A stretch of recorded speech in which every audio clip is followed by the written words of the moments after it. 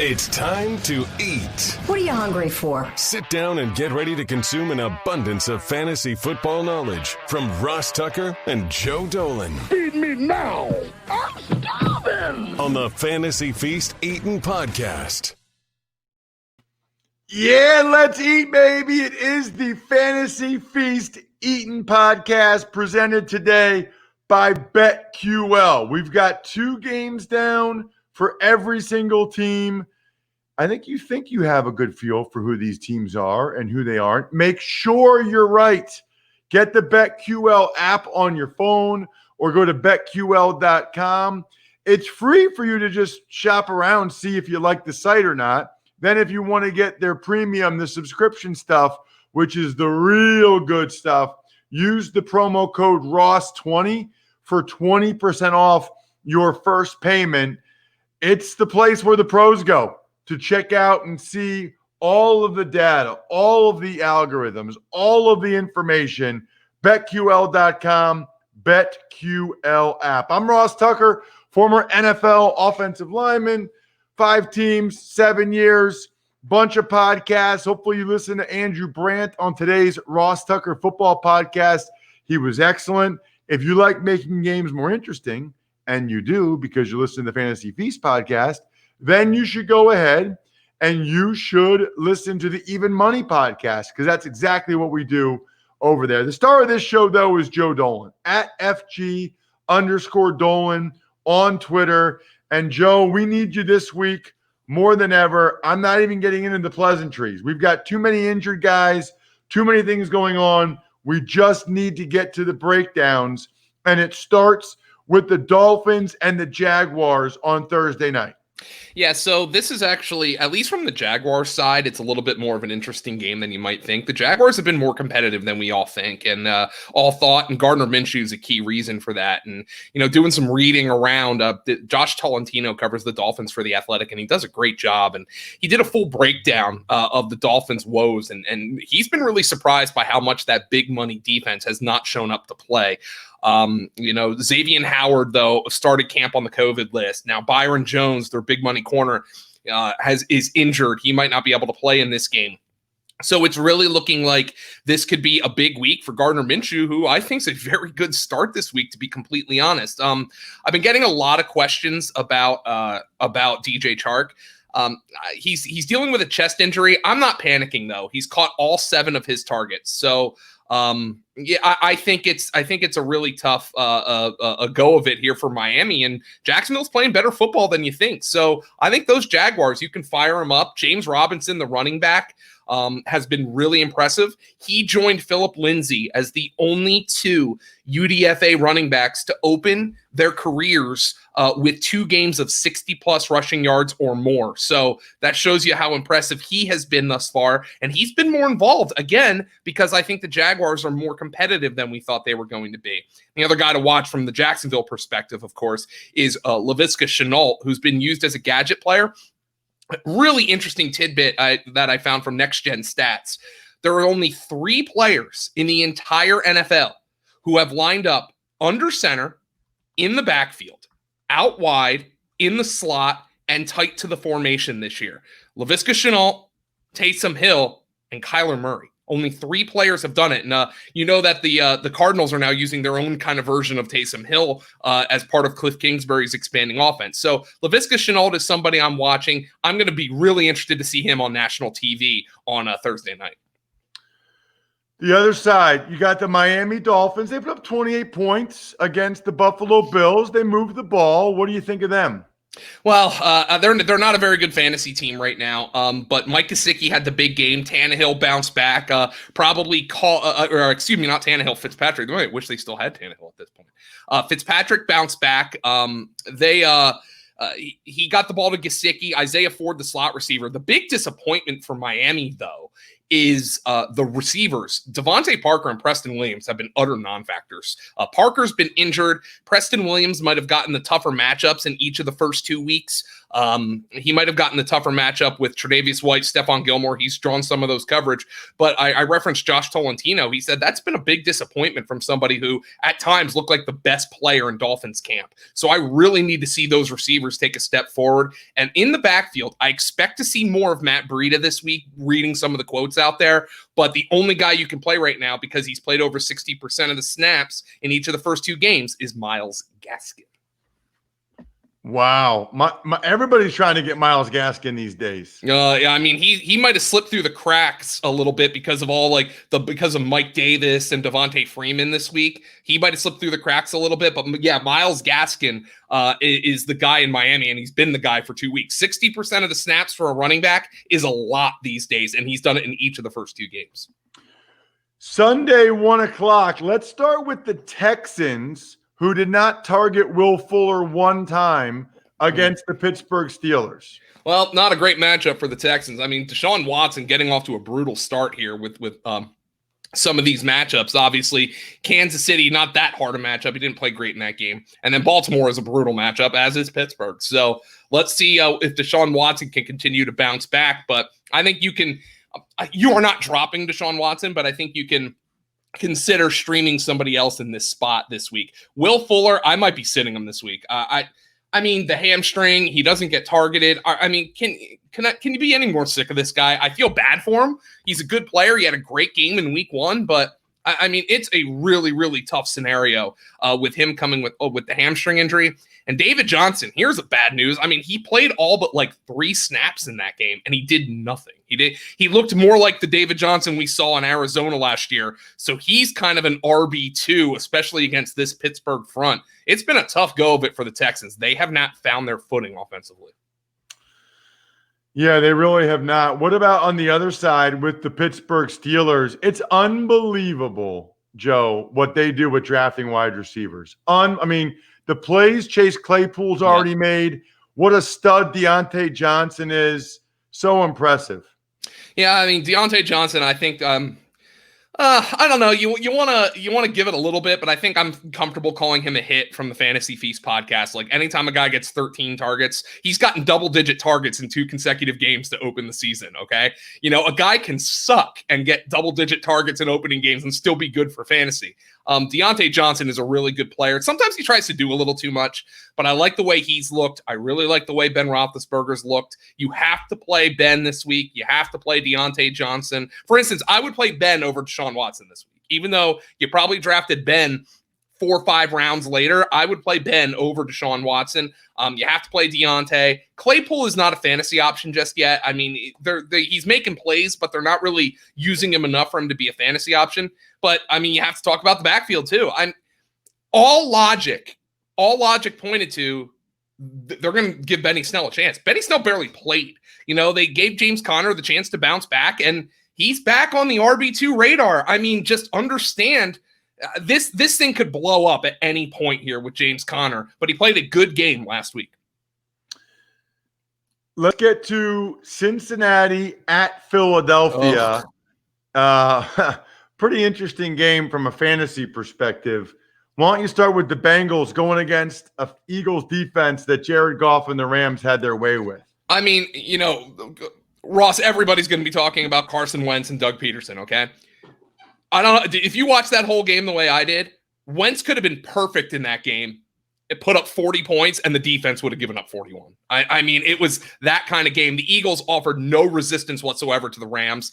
I don't know if the Bengals are going to have that kind of success. However, keep in mind, where does Zach Taylor come from? The Sean McVay school. He is going to be, he'd be watching the tape anyway, but you know damn well he's going to be instituting some of those same concepts. So the bad news for Cincinnati is they don't have a tight end like Tyler Higbee. You know, they just lost CJ Uzoma. Drew Sample is more of a blocking guy. So Tyler Higbee, who scored 3 touchdowns in that game, Cincinnati doesn't have somebody like that. I wonder, though, if they're going to give Auden Tate a shot to be sort of that kind of guy. He's been somebody I really like drafting in the last round. He's been kind of on the outside looking in these first couple weeks. But Cincinnati, one thing you might be happy about, Joe Mixon's gotten off to a slow start. The Eagles got crushed on the ground last week by the Rams running game. The Rams build their play action off of the run game. And I know you don't have to establish the run to do play action, but the Rams almost do it backwards, really. They build their run off the play action because you have to respect the play action. Then the run gets open up. That's exactly what the Rams did. I wonder if Zach Taylor is going to involve some of that for Joe Burrow. The bad news for Burrow is the Eagles defensive line is still pretty good. And the Bengals offensive line has been, unfortunately, the disaster we thought it might be. So what about on the other side, the Eagles offensively, especially with Carson Wentz struggling like this?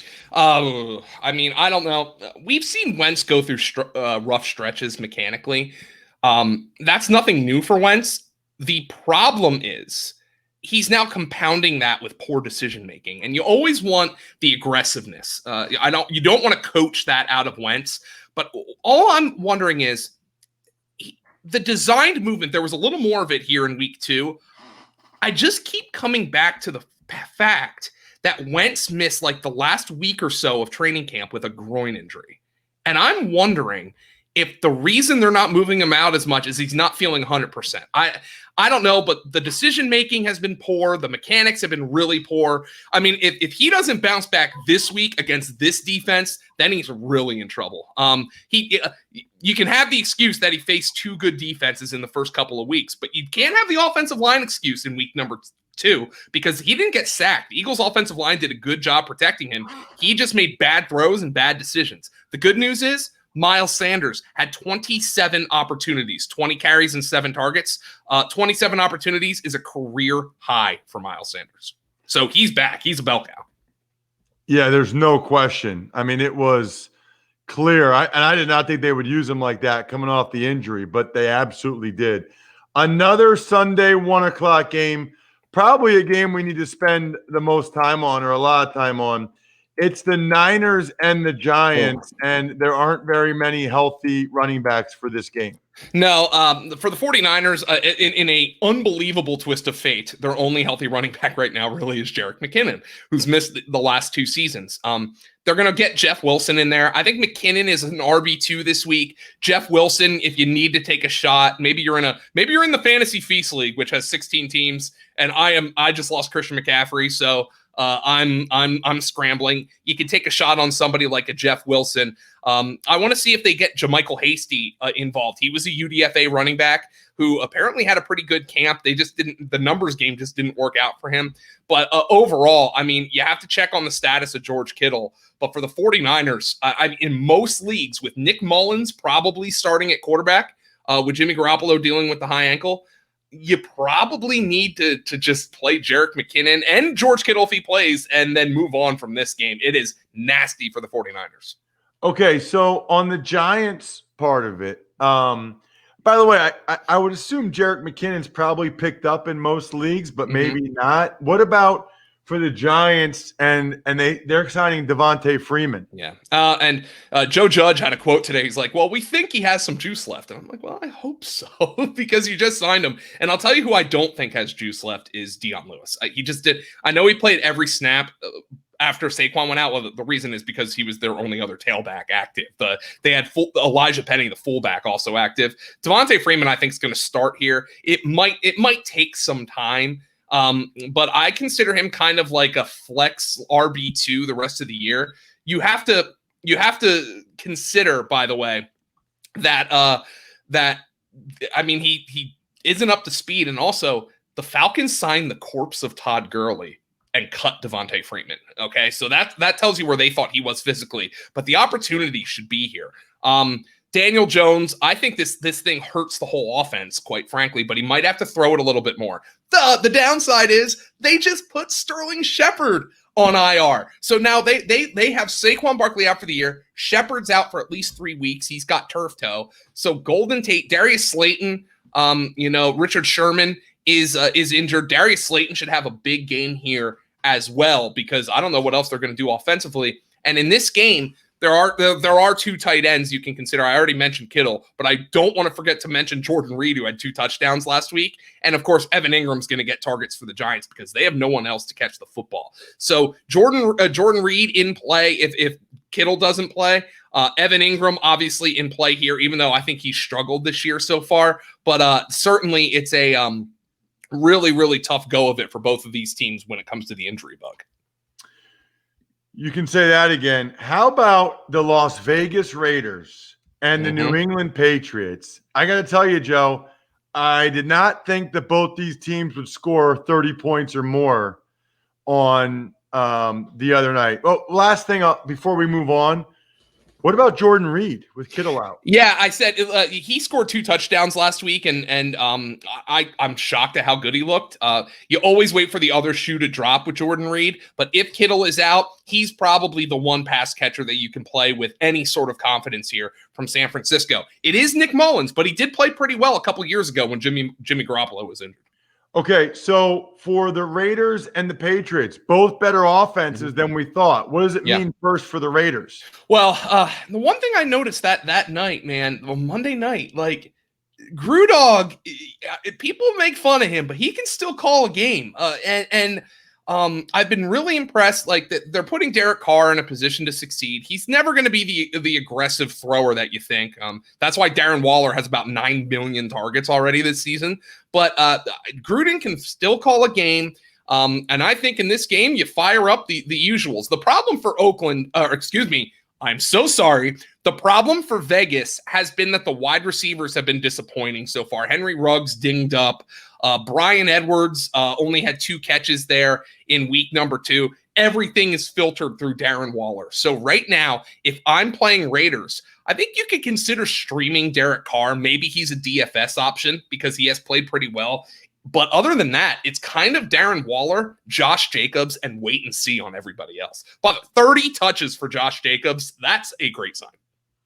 It is interesting to see them spread the ball around to so many different receivers. I mean, everybody was making plays. Kind of crazy. All right, the other side, speaking of everybody making plays, Cam Newton getting Julian Edelman a career high, Joe. What is going on?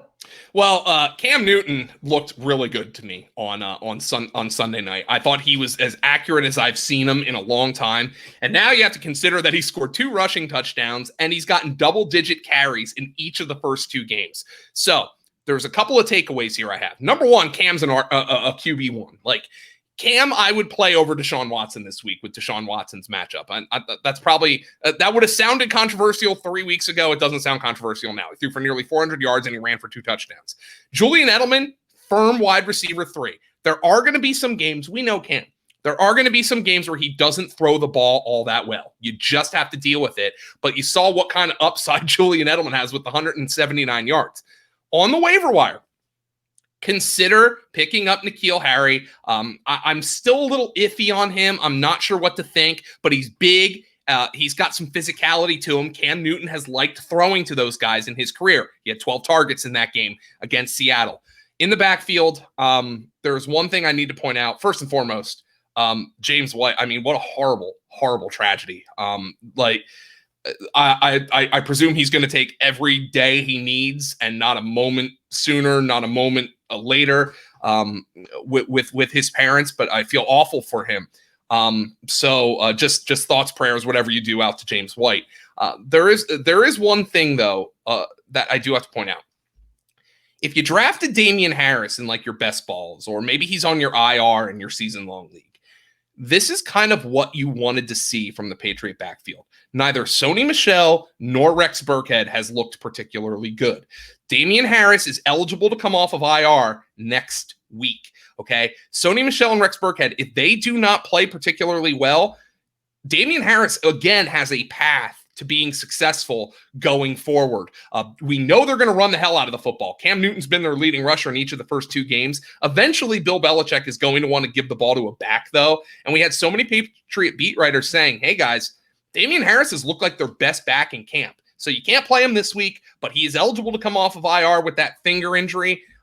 Consider picking him up because Sony Michel and Rex Burkhead have not established themselves in this backfield. Interesting. Yeah, I mean, there's a lot there. All right, so keeping it moving, we've got the Titans at the Vikings. Titans are one of those narrow fantasy teams, right? What do you got? Well, let's check out AJ Brown's status. We'll learn more today. We're recording on Wednesday. We have a doctor of physical therapy on the staff over at Fantasy Points, Edwin Porras, and he kind of alluded that bone bruises feel worse than they actually are as injuries. So it's kind of a pain tolerance thing. So keep that in mind when it comes to AJ Brown. But at this stage, I mean, Jonnu Smith, the Vikings got absolutely cooked by the adult film star Mo Alley Cox last week by Indianapolis. He had 111 yards receiving against the Vikings on 6 targets. Jonnu Smith is locked into your lineups. Jonathan Taylor ran for over 100 yards and a touchdown. Derrick Henry obviously is in your lineups. Ryan Tannehill getting it done with Corey Davis dinged up and without A.J. Brown throwing for 4 touchdowns. He is in the starting consideration. Minnesota has been a disaster on both sides of the football so far this season, especially defensively. And I kind of like the Titans across the board in this game.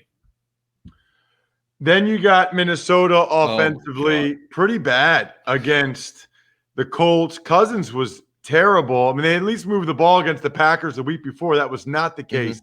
No. In this matchup. I mean, Ross, you look at Kirk Cousins' line, 11 for 26, 113 yards, 3 interceptions, and a safety taken. That might already be an insurmountable lead for the worst quarterback game we're going to see in 2020. It was horrible. And the thing is that we love about Adam Thielen is we know the Vikings aren't going to throw the ball a ton. That's by design. They don't want to. The thing we like about Adam Thielen is he's going to get a massive target share. Well, he did. He had 8 of Cousins' 26 targets. The problem for Thielen was I come out and I'm playing him in DFS, and I'm like, man, he caught 3 passes on the opening drive, and that was it. That was it the entire game, even though we saw 8 targets. Minnesota has 2 guys you can consider for fantasy. Adam Thielen and Dalvin Cook. They're both in your lineup each and every week, and the other guys you cannot consider. Like I'm looking at the box score right now. I just now remembered that Justin Jefferson was a first-round pick. He actually led them in receiving with 44 yards. But, I mean, 3 for 44, you have to see more. Irv Smith's been a huge disappointment. I wonder if that's a product of Cousins here. But there's 2 guys from Minnesota you can play, Dalvin Cook and Adam Thielen. That is it. Nobody else is in consideration at this point. Keeping with the 1 o'clock games, we got a couple more. Washington at Cleveland. So Washington basically has at this point Terry McLaurin, Logan Thomas. Yeah. And I think Antonio Gibson might get there at some point. Yeah, well, they took a big step to that. Gibson was one of the big disappointments of week 1. He played only 25% of the snaps against Philly. Well, he was up to in the 60s against Arizona this past week. He has taken over this backfield. Peyton Barber, who led them in carries in week 1, essentially got benched. He played only 1 snap, and he had 1 carry for 1 yard. So he's been benched. This is Gibson, and it's McKissick in the backfield. Wondering if at some point they're going to give Bryce Love a shot here. But Antonio Gibson is kind of a low-end RB2 right now. Logan Thomas is a streamable tight end. He got the targets, guys. He had 9 targets, but he only caught 4 of them. I don't think Dwayne Haskins hasn't really impressed me so far this year. And Terry McLaurin, I wonder if he's matchup-proof and quarterback-proof. I mean, Arizona knows the only guy who's beaten us down the field is Terry McLaurin. He still goes for 7 for 123 and a touchdown on 10 targets. I mean, I had a tough matchup with Darius Slay in week 1. Philly gave him short fields. He didn't have to do all that much. But Terry McLaurin is locked into your lineup as a wide receiver too. But that's about it for Washington, Ross. You had the right read on that. Last week, I had Cleveland. I took Cincinnati getting the 6 points on the DraftKings Sportsbook, which is nice because DraftKings Sportsbook app. Because DraftKings Sportsbook is giving all new users the chance to turn $1 into $100 when they bet on any team. Think about that. Place a $1 bet on any team, and if that team wins, you cash a cool Benjamin. How do you pass that up? You don't pass it up. You're listening to the Fantasy Feast podcast. You like to make games more interesting. You need to download the top-rated DraftKings Sportsbook app now. Use promo code ROSS when you sign up to get this can't-miss offer. It's basically free money, $99 free. Pick any team during week 3. Bet $1 on them and win $100 if they win. That's $1 to win $100 when you use promo code Ross during sign-up. Limited time, only at DraftKings Sportsbook. Must be 21 or older, New Jersey, PA only. Restrictions apply. See DraftKings.com/sportsbook for details. Gambling problem? Call 1-800-GAMBLER. Baker Mayfield considered a gambler, Joe, but you know what they did? They ran the ball a lot. They gave him some easy throws off of bootlegs and play action. Did not think both Chubb and Hunt would eat like that. I didn't. I actually thought it could be a good game for both of them, just given Cincinnati's defensive struggles. No, though, Ross, I did not expect them both to score 2 touchdowns. You look at this game, though. Cleveland should be a favorite.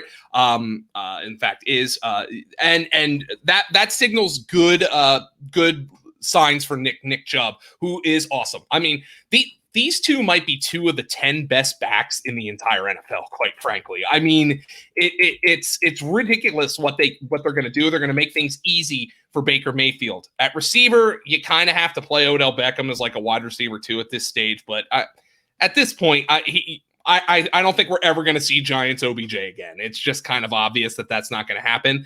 Elsewhere for Cleveland, you play both Chubb and Hunt. I think Chubb's an RB1. I think Hunt is an RB2 this week. I think OBJ is a wide receiver 2, wide receiver 3. However, Baker Mayfield, I think maybe you can stream. Jack Conklin, the right tackle, should be back this week. But with them as a 7-point favorite, it's going to be a Nick Chubb and Kareem Hunt game. Jarvis Landry, you can't play at this point because he's not getting the volume and his hip might be bothering him. Austin Hooper is droppable. That's about it for Cleveland. Only a couple 1 o'clock games left. We'll get to L.A. at Buffalo. Got to tell you, Joe, I was wrong about the Rams this year. I didn't think they'd be very good. They feel like such a top-heavy team. I mean, there's like no middle class. But their defense is better than I thought it would be. And McVay is in the zone right now, man. I mean, that was a thing of beauty on Sunday against the Eagles. And Tyler Higbee, Woods, Kupp, even the running backs. Now Akers is out. So what does that mean for the running backs? Well, Akers has the rib injury. We'll see what his progress is. But if you had Cam Akers, I'm sorry, guys. I really am. Ross, he's one of my 2 starting running backs. Yeah, I mean, but Ross, you saw that game. He was going to eat. Philly was non-competitive defensively. He was going to eat in that game. They gave him the start. Everything was lining up for Cam Akers to be good in that game. Unfortunately, it just didn't happen because of the injury. Malcolm Brown also got hurt. I believe he hurt a finger. But here's the thing for the Rams. 2 things have stood out to me. Number 1, they are back to being predominantly a 3 wide receiver team. So Cooper Kupp is playing a ton of snaps. Cooper Kupp, at the end of last year, wasn't playing a ton of snaps because they were going to 12 personnel a whole lot, but he kind of covered that up with the fact that he scored in each of the final 5 games of the season. He hasn't scored yet this year, but those touchdowns are coming. So Cooper Kupp's usage is encouraging. Tyler Higbee is the number 1 tight end on this team. People were asking, is Everett was the guy early part of last year. Well, Tyler Higbee, I think with his 3 touchdown game against the hapless Eagle defense, he has answered the bell there. But this is predominantly an 11 personnel team right now. Jared Goff is in the zone. And you said Sean McVay is in the zone. When McVay is in the zone, Goff is in the zone. When McVay's not in the zone, Goff's not in the zone. It's a very symbiotic relationship there, maybe more so than most other coaches and quarterbacks. But Goff is playable. You play Woods, you play Kupp. Keep an eye on the status of the backfield because you might want to fire Darrell Henderson in there to see what happens after his big game against Philly. You play Tyler Higbee. I mean, right now, the Rams are a great fantasy team. I kind of consider them like the lowercase version of what Atlanta is giving us for fantasy. Now we get to Josh Allen and the Buffalo Bills. Mm-hmm. Look, I know some people were high on Josh Allen. I don't know if people thought we'd see this, Joe. No. And I don't expect this is going to continue. I don't expect that Josh Allen is not a 70% passer. Josh Allen's probably not a 65% passer. So I don't expect this to continue. But speaking of coaches who are in the zone, offensive coordinator Brian Daboll is just killing it right now for Buffalo. He's got Josh Allen throwing. And here's the thing that surprised me, Ross. And I know people thought Allen was going to be good for fantasy. He was one of my 3 main quarterback targets. 2 of them working out really well, 1 not so much. The thing about Allen that I don't think anybody expected is how much he's been throwing the football. Despite them leading the entire game in week 1 against the Jets, he throws 47 passes, a career high. He throws 35 against Miami in a much more competitive game. But he is dealing right now. Stephon Diggs and John Brown are maybe the most underrated wide receiver duo in the entire NFL. They're not even getting anything out of their backfield, really. Zach Moss is dinged up. I saw that today on Wednesday he was only working out on the side. Devin Singletary hasn't done a whole lot either. They're both kind of flex plays, but Josh Allen is on fire right now. The overall quarterback 1 season is in play for Josh Allen this year. And I mean, I don't think that's that controversial given what he's done the first 2 weeks. He's the quarterback 2 right now. So the last one for episode 1, remember, this is the show that's so nice. We do it twice. We do all the early games and Thursday night football in episode 1. So it's digestible for you. Then we'll get another one in your podcast app after midnight. So you can listen to them both or separately or however you want. But we do 2 a week here on the Fantasy Feast podcast with Joe Dolan, the fantasy points superstar. More on that, by the way, in the next episode. It's the Bears at the Falcons. So why don't we start with the Bears from a fantasy perspective? Well, here's the problem. I dug up this stat because I got a ton of questions about Allen Robinson this week. And according to Sports Info Solutions, who do a great job with like a bunch of charting and watching games and coming up with the statistical representation of what they see, Allen Robinson has caught 44.4% of his targets this year. He's caught 8 of 18 targets. He's been targeted 9 times in each game. He's caught 100% of the targets that Sports Info Solutions has deemed accurate. Ergo, every target where he's been targeted and has not caught the ball has been inaccurate. Don't let the Bears record fool you into thinking Mitchell Trubisky is all of a sudden good, because he isn't. He's not good. And the thing about Robinson is he's got a near 30% target share. Okay, you still have to play him. He is playing high level football, but Mitchell Trubisky is struggling right now. He went 18 to 28 for 190 yards with 2 touchdowns and 2 picks. He is not playing good football. Anthony Miller, they are really disappointed in his route running. He's been playing fewer snaps than Darnell Mooney, the rookie wide receiver out of Tulane. He's been playing fewer snaps than Javon Wims. He is really struggling right now. He is not usable. The only 2 Bears who are usable at this stage for me are Allen Robinson and David Montgomery, who had a really good game despite leaving at one point with what looked like a very scary neck injury. I understand you might want to play Tariq Cohen against an Atlanta defense that is abominable, but the Bears just they just can't get it going enough with Mitchell Trubisky at quarterback. What about for the Atlanta Falcons? I call them the Fantasy Falcons. Sunday was the perfect example of that. Everybody had big days. Although, actually, ironically, Julio Jones did not have a huge day. And he missed a touchdown catch. But everybody else did, and they still lost. Well, I mean, you're never going to see that onside kick scenario again. This is just an Atlanta team that, the defense is so bad. It is so bad. They don't get pressure. They're going to give up points. I don't know if they're going to give up 40 because, Mitchell Trubisky, but everybody's in play for Atlanta. Calvin Ridley, my hot take, which probably doesn't sound like a hot take anymore, is he's going to outscore Julio this year. Julio's dinged up. He's got the hamstring injury. Dan Quinn, I think, said today that there might be a little bit more to it than Julio has alluded to, which is I never want to hear that. Matt Ryan was one of my 3 main quarterback targets this year with Josh Allen and Carson Wentz. He has come through. I see no reason to adjust my preseason projection that Matt Ryan is going to lead the NFL in passing attempts. Calvin Ridley is a hammer wide receiver 1. Hayden Hurst, he is viable in your lineups. Russell Gage is a wide receiver 3. You still have to consider playing Julio. I mean, I'm not consider. You still have to do it until there's a reason not to. But he is less than 100% right now. He is well behind Ridley on my projections this week. Todd Gurley, unfortunately, looks the same as I expected him to. Kind of plodding. He's like a low-end RB2 to me. 21 carries for 61 yards against Dallas, and he wasn't targeted in the passing game. That's not good enough for fantasy purposes. He is Joe Dolan. You can get all of his stuff at fantasypoints.com. They have an unbelievable crew over there. Just make sure you use the code FEAST so they know we sent you. That's where Joe and the Guru and Greg Cosell and Adam Kaplan and a host of others absolutely kill it. I'm Ross Tucker.